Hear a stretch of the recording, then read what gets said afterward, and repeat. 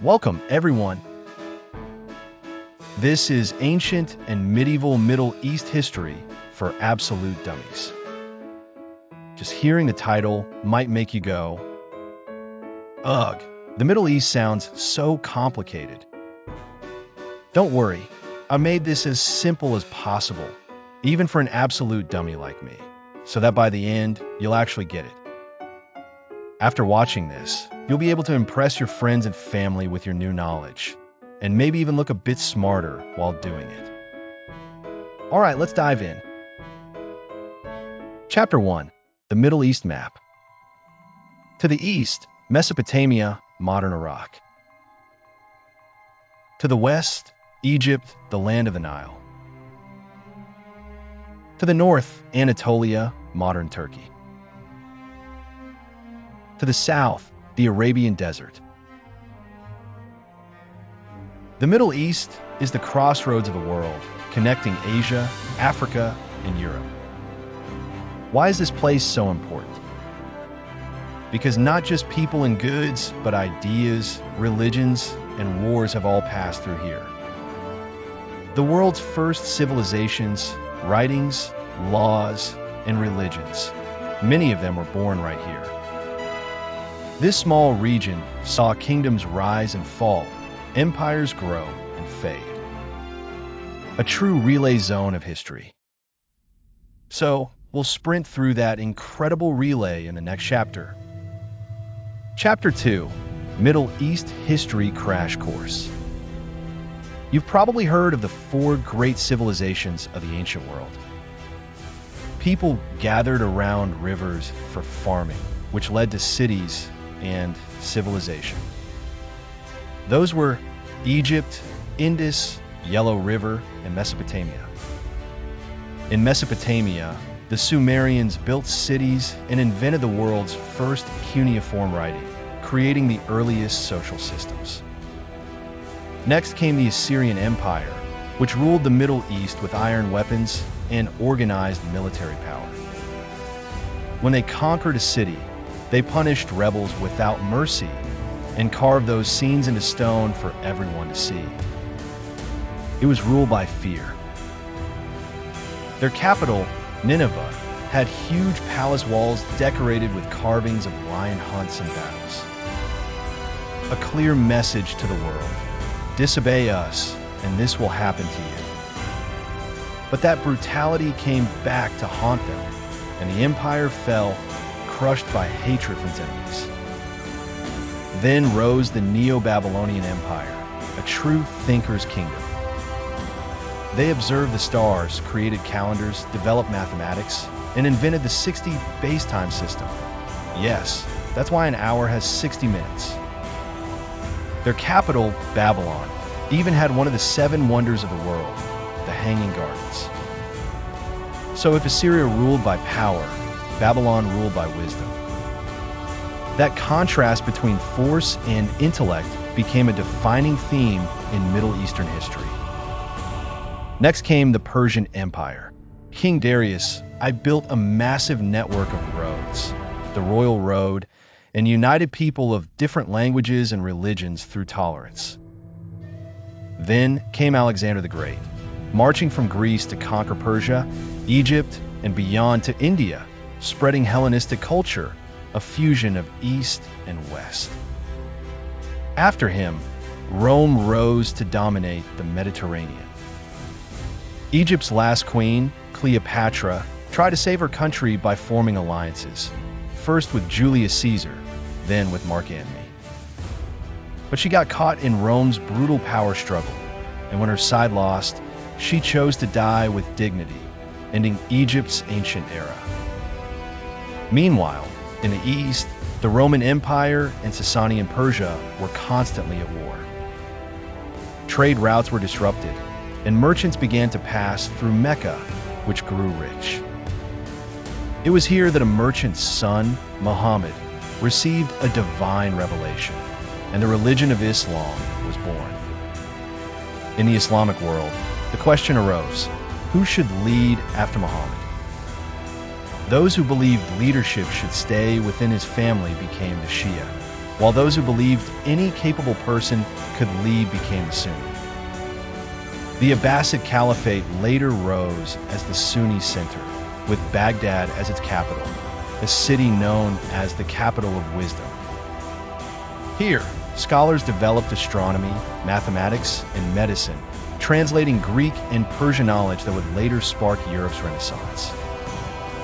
The most famous caliph of this era was Harun al-Rashid, the very same from the Arabian Nights. But even golden ages fade. From Central Asia, the Seljuk Turks rose to power, taking over Baghdad and later seizing Jerusalem. When Christian pilgrims could no longer visit the Holy City, Europe launched the Crusades. Knights from across Europe marched east, shouting, "Take back the Holy Land." On the Muslim side stood the legendary Salah ad-Din Saladin. Brave, honorable, and merciful. He treated prisoners with respect and banned looting after retaking Jerusalem, earning admiration even from his enemies. But soon, an even greater storm approached from the east. The Mongols swept across the land, destroying cities and finally burning Baghdad to the ground. Later, one branch of the Mongols established the Ilkhanate, blending Islamic and Mongol traditions into a unique culture. Then came a fierce new leader, Tamerlane Timur. A former bandit turned warrior, he built another empire stretching from Central Asia to India and beyond. He was ruthless in war, but also a patron of art and architecture. His capital, Samarkand, became a jewel of blue-tiled mosques, a flower of art blooming in the desert. After his death, power shifted west to the Ottoman Empire in Anatolia, modern Turkey. In 1453, the Ottomans conquered the Byzantine Empire, capturing Constantinople, which became Istanbul, a bridge between East and West, Islam and Christianity. The Ottomans ruled for centuries, but over time, new European technologies and economies rose, and their power slowly declined. And from here, the story flows into the next great chapter, the Age of Exploration. Chapter 3, Historical Figures Documentary, 8 heroes who shaped the Middle East in power, wisdom, and faith. 1. King Hammurabi, the man who ruled by law around the 18th century BCE. King Hammurabi of Babylon had a simple idea. It's easy to rule with the sword, but to rule people's hearts, you need rules. So, he created the famous code of Hammurabi, carved on a giant stone pillar. You probably heard the phrase, an eye for an eye, a tooth for a tooth. But it didn't mean revenge. It meant the punishment should match the crime, not exceed it. That balance, fairness instead of cruelty, was revolutionary. Hammurabi built his nation not just with soldiers, but with justice. 2.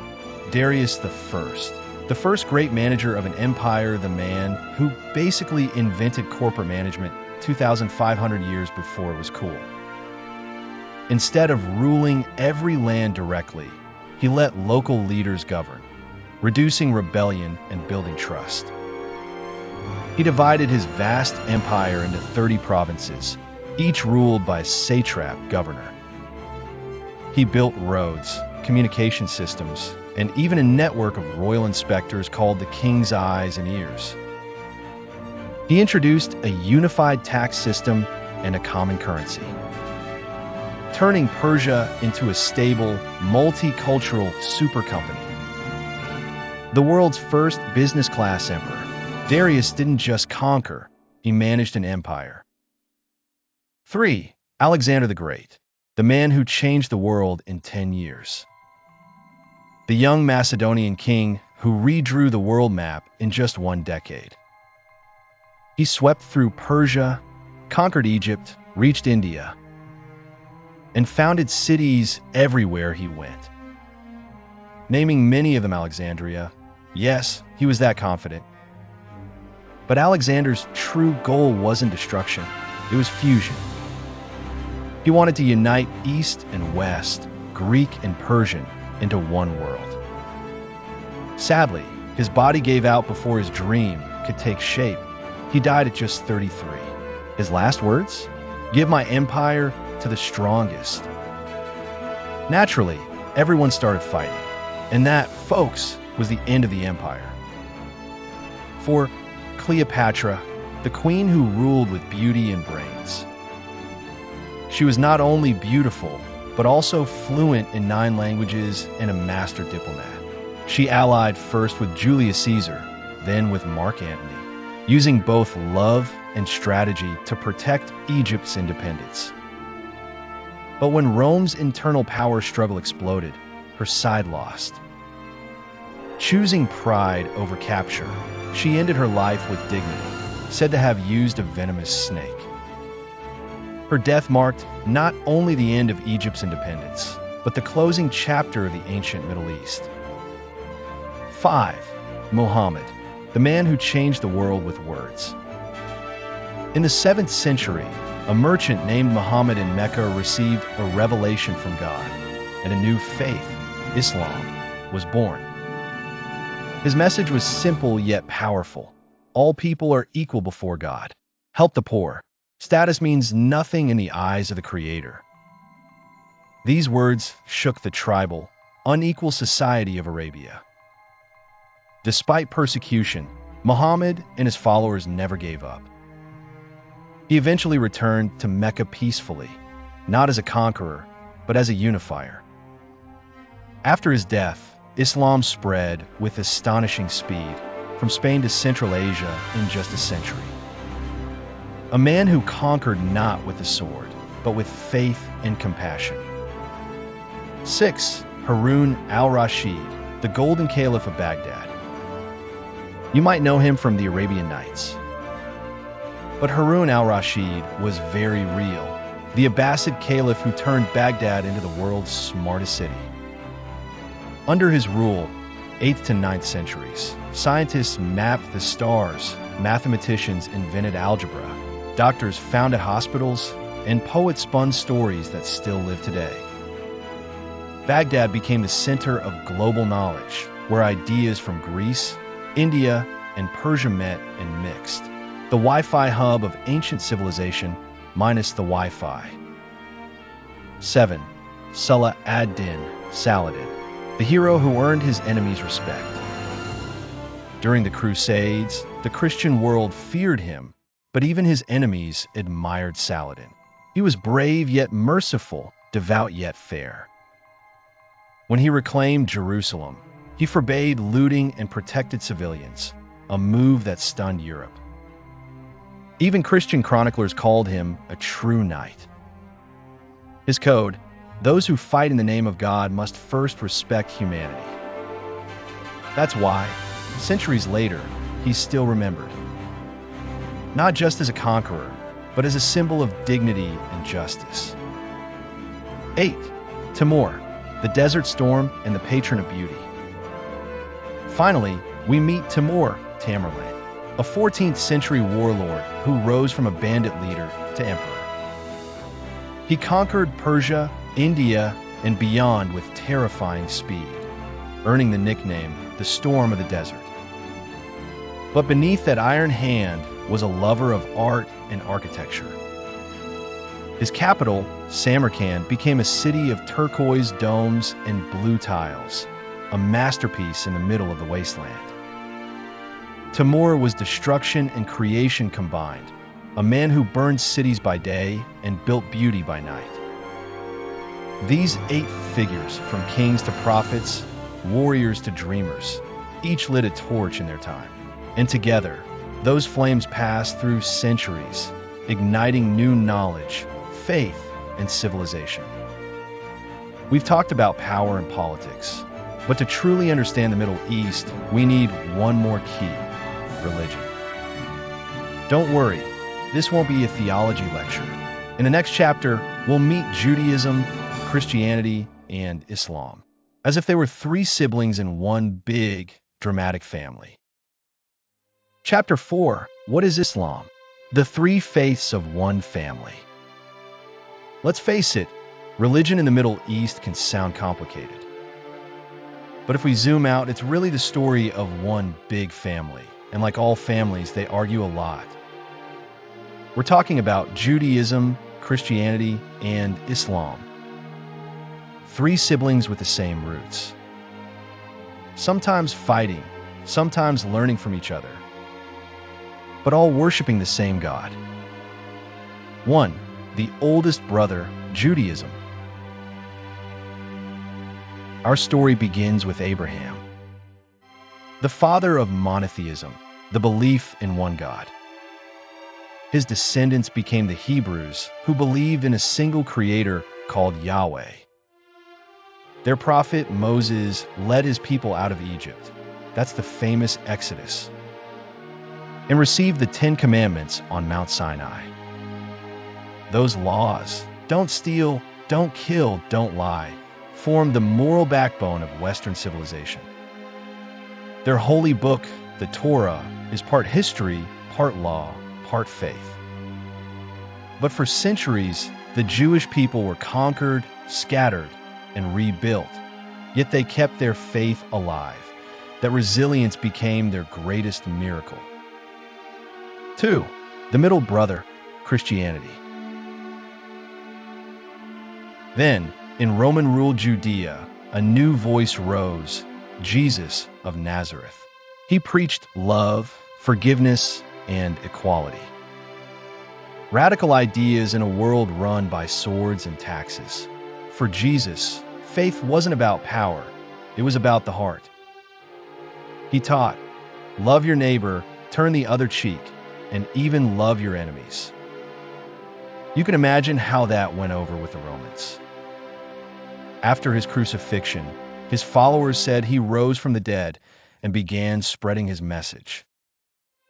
Those followers, the Christians, wrote the New Testament, added to the Hebrew Bible, and built a faith centered on God, the Father, and Jesus, the Son. Christianity spread like wildfire, first underground. Then, with Emperor Constantine, it became the Roman Empire's official religion. By the Middle Ages, it was the dominant faith of Europe. 3. The youngest brother, Islam. Several centuries later, in the deserts of Arabia, a merchant named Muhammad began receiving messages from God, Allah, through the angel Gabriel. He taught that there was only one God, that people should live honestly, give to the poor, and treat others with mercy. His words were recorded in the Quran, the final revelation after the Torah and the Bible. Muslims believe Muhammad wasn't starting a new religion, but completing the message of Abraham, Moses, and Jesus. Islam also simplified worship. No priests, no saints, just direct prayer to God. Its 5 pillars are simple yet powerful. Faith in one God. Daily prayer. Charity. Fasting during Ramadan. Pilgrimage to Mecca. Within a century, Islam spread across the Middle East, North Africa, and Spain, not only by conquest, but through trade, language, and culture. If Judaism, Christianity, and Islam share the same roots, why have they so often clashed? The answer comes down to interpretation and place. First, who truly spoke God's word? Judaism says Moses was the true prophet.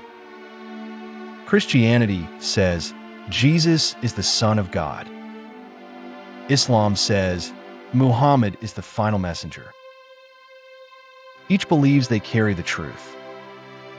Then comes the question, where is the land chosen by God? Jerusalem. For Jews, the site of the temple. For Christians, the place of the cross. For Muslims, the place of Muhammad's ascension. Everyone calls it holy, and that's why they collide. So the conflict was never really about faith itself, but about the desire to claim it. Yet Muhammad once said, "There is no compulsion in religion."